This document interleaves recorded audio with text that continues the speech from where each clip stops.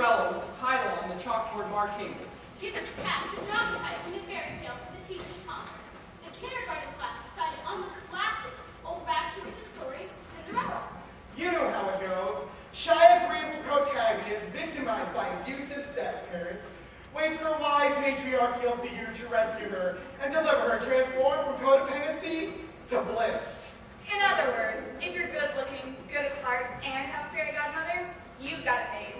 It was a good choice from the teacher's point of view because there were so many parts, every child in the class could be in the play. The list of characters was compiled as the class talked through the plot of the drama.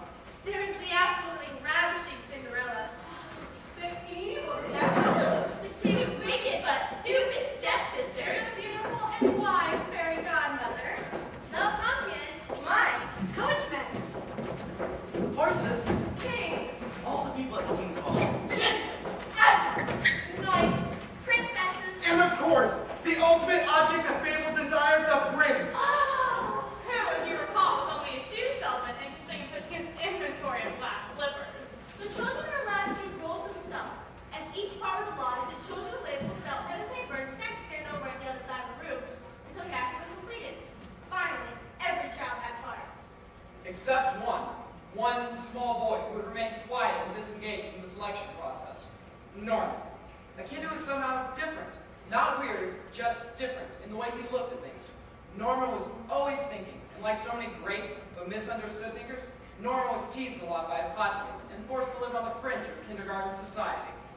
Well, Norman, said the teacher, what are you going to be? I'm going to be the pig. Pig? There's no pig in the story of Cinderella.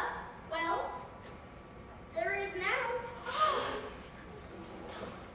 Norman did not relate well to being a mouse, or a footman, or a pumpkin. He knew his character, Pig. And he was not about to give up his part in the play and go over and stand against the wall where a loser would stand. He intended to participate wherever pigs fit into the scheme of things, without giving up dignity or identity. He took it for granted that there was a place for pigs, and that the teacher would know that. So what do you say to a kid who's thinking of a costume of pink long underwear, a pipe in your tail, and a paper cup for a nose? What do you say to an innocent little pig who doesn't see his prison actor teeter on the brink of utter humiliation? And what do you say to all the pigs, all those who are different and who do not accept the available boxes and pigeonholes? So what did the teacher say at that moment? Well, sometimes teachers talk more like fairy godmothers. So be it. Norman was declared the pig in the story of Cinderella. It was quite fine with the rest of the class. Nobody else wanted to be the pig anyhow. And since there was nothing in the script explaining what the pig was supposed to do, the action was left up to Norman. As it turned out, the pig himself one of the all-time best proper parts in the history of children's theater. He decided to use Cinderella's personal pig. Where she went, he went. He made no sound. He simply sat back in his haunches and observed what was going on, like some silently supportive Greek chorus. The expressions on his face depicted the details of the dramatic action, looking worried, Sad, anxious, hopeful, puzzled, mad, Bored. Sick. and pleased, as the moment required. There was no doubt about what was going on, and no doubt that it was important. one look at the pig, and you knew.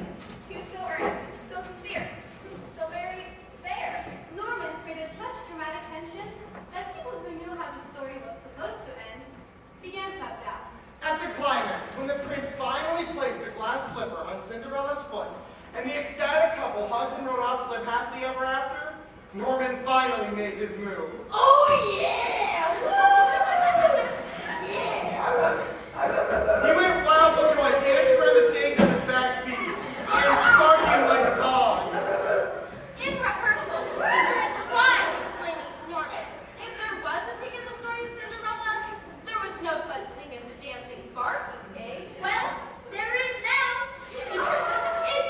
It's true, Norman, not that pig. The presentation at the teacher's conference was a smash hit. When Norman danced his dance, the crowd of Greek teachers laughed and cried and cheered.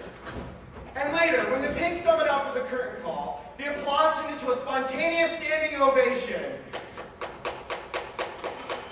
The teacher meant to see that the real Cinderella was not trouble on her but nose, but Norman, the dancing barking pig. And that the real fairy godmother was not the child waiting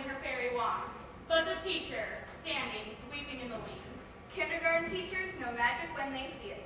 Well, the kindergarten class had many invitations to come and perform their highly acclaimed production of Cinderella.